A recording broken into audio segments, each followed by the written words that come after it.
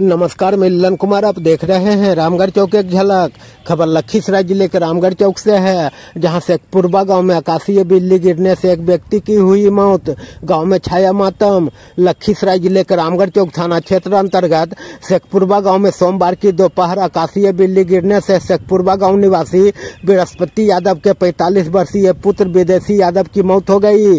वहीं परिजनों के अनुसार विदेशी यादव अपना भैंस चराने हेतु परसामा बहियार गए हुए थे। तभी मौसम ने ली करवट और तेज आंधी के साथ बारिश के दौरान बिजली गिर गई, जिससे घटनास्थल पर ही विदेशी यादव बेहोश हो गया, जिसे आनंद फानन में परिजनों द्वारा सदर हॉस्पिटल लखीसराय ले जाया गया, जहां डॉक्टर ने उन्हें देखकर मृत घोषित कर दिया है। घटना के बाद गांव में मातम छा गया है। वहीं ग्रामीणों द्वारा मृतक के परिजनों को मुआवजे देने की मांग की गई है।